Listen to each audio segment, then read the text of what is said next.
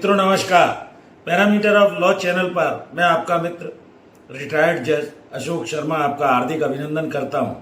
आज मैं कुछ बच्चों और कुछ न्यायाधीशों द्वारा मुझसे यह पूछा गया है कि हम लेबर लॉज के अधीन जो भी काम करते हैं उसमें क्या दस्तावेजों को एग्जिबिट या प्रदर्शित सामने वाला विपक्षी यदि आपत्ति लेता है तो कर सकते हैं। देखिए मित्रों, सीधा सा सिद्धांत है, बेस्ट एविडेंस जो भी आपके पास अवेलेबल है, प्लेंटिफ देता है, डिफेंडेंट देता है, सामने वाले पक्ष का काम है आपत्ति करना। आपका काम है न्यायाधीश के रूप में उस दस्तावेज का सही मूल्यांकन करना। तो एक चीज मैं आपको ये बता दूं, जब तक आप एविडेंस के दौरान किसी भी दस्तावेज को प्रदर्शित नहीं होने देंगे वो दस्तावेज साक्ष्य में नहीं पढ़ा जाएगा। श्रमिक विधि जो है लेबर लॉ में कई बार कहता आ रहा हूं कि गरीबों के कल्याण के लिए बनाई गई ये विधि है, सोशल लेजिस्लेशन है, सोशल जस्टिस हो, गरीब का कल्याण हो। एक ओर तो एकदम गरीब वर्ग रहता है, दूसरी ओर एक धनी वर्ग या मैनेजमेंट रहता है। प्रयास यही कीजिए जो भी बेस्ट एविडेंस अवेलेबल है, चाहे वो फोटोकॉपी के रूप में हो, चाहे असल के रूप में हो या अन्य कोई दस्तावेज हो, उस पर एग्जिबिट प्रदर्शित हो जाए, ऐसा प्रयास कीजिए। आप न्यायाधीश हैं, न्यायाधीश के रूप में आपको और जो भी डेनेमनर है गवाह का वो भी आप नोट कर सकते हैं। जिन परिस्थितियों में दस्तावेज पेश हुआ उसको नोट डाल सकते हैं, अलाउ कर सकते हैं। तो जिस समय जब आप एप्रिसिएशन ऑफ एविडेंस करेंगे, जजमेंट लिखते समय मार्शलिंग ऑफ एविडेंस करेंगे, वो दस्तावेज साक्ष्य में पढ़ा जाएगा। बेस्ट एविडेंस के रूप में चाहे वो मेडिकल सर्टिफिकेट हो, चाहे वो अन्य दस्तावेज हो, बीमा कंपनी का दस्तावेज हो, ड्राइविंग लाइसेंस हो, पुलिस के पेपर्स हो, ये सारे जो भी दस्तावेज घटना घटित हुई है, चाहे वो दुर्घटना किसी फैक्ट्री या एस्टेब्लिशमेंट में हुई हो, रोड एक्सीडेंट में हुई हो, ईएसआई का कोई मामला हो, सारे जो भी विधान बनाए गए हैं ये सब सोशल वेलफेयर लेजिस्लेशन है। श्रमिकों के, लोगों के कल्याण हो, उन्हें क्षतिपूर्ति मुआवजा मिले, इस दृष्टि से केस हाइपर टेक्निकल ना हो और इसका अपना एक इम्पोर्टेंस है। श्रम न्यायालयों की जो स्थापना और औद्योगिक न्यायालयों की स्थापना की गई है वो सोशल वेलफेयर लेजिस्लेशन में की गई है।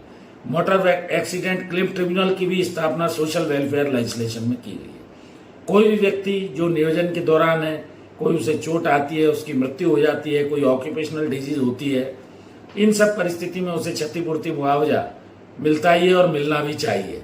तो ऐसी स्थिति में जब भी साक्ष्य के दौरान प्लेंटिफ है, वादी है, कोई भी दस्तावेजों को प्रदर्शित उनके वकील साहब करते हैं, सामने वाला विपक्षी यदि आपत्ति भी लेता है तो आप उसका निराकरण करके कृपा करके उसे प्रदर्शित हो जाने दीजिए।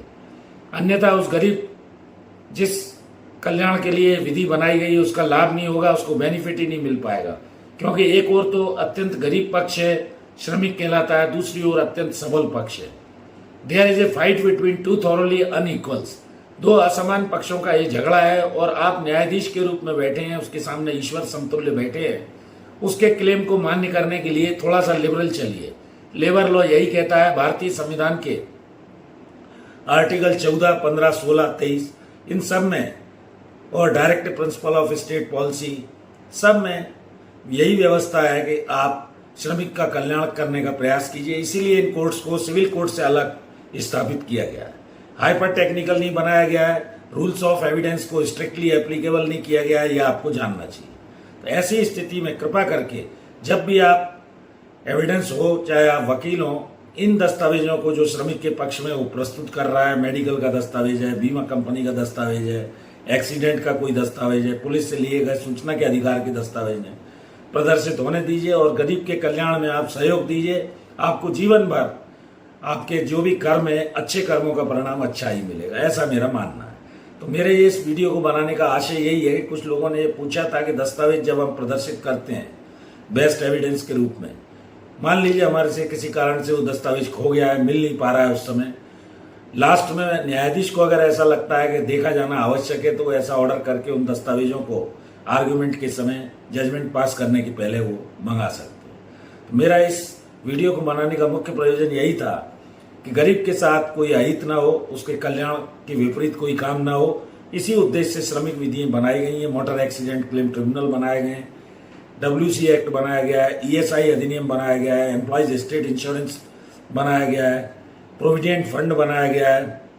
जितने भी ऐसे जो भी अधिनियम श्रमिक कल्याण के आए, मैटरनिटी बेनिफिट बनाया गया है, ग्रेच्युटी एक्ट बनाया गया है, सब सोशल वेलफेयर लेजिस्लेशन है। इस बात का ध्यान रखते हुए जब भी जो भी अथॉरिटी बयान ले रही है उसको इस बात का विशेष ध्यान रखना चाहिए कि गरीब का अहित ना हो, श्रम कल्याण हो, और उसी तरह से एविडेंस का अप्रिसिएशन भी करना चाहिए।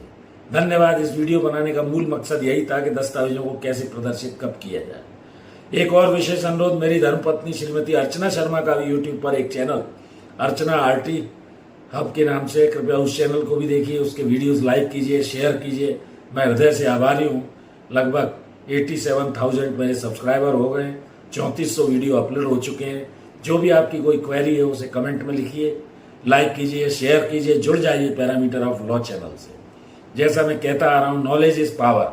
आप जितने सक्षम होंगे, आपको जितना ज़्यादा हर चीज़ का ज्ञान होगा जीवन में, आप उतने सफल होंगे। यह मेरा व्यक्तिगत अनुभव है। तो इस तरह से आप इस चैनल से जो लोग नहीं जुड़े हैं उनसे विशेष अनुरोध है, जुड़ जाइए। स्टूडेंट्स के लिए, कानून के जानकारों के लिए, लीगल फ्रेटर्निटी के लिए, समाज के आम आदमी के लिए, महिलाओं के लिए, इस तरह से ये चैनल लॉ ऑफिसर के लिए, जजेस के लिए, वकीलों के लिए उपयोगी साबित हो, इस आशय से मैं ऐसी सामग्रियाँ छोटी छोटी लाकर छोटे छोटे वीडियोस आपके समक्ष ला रहा हूँ। हृदय से आभारी हूँ, और जो लोग अभी तक नहीं जुड़े हैं वो जुड़ जाएं। इस वीडियो में यहीं तक, फिर नए विषय के साथ मिलते हैं। Thank you for watching this video. नमस्कार।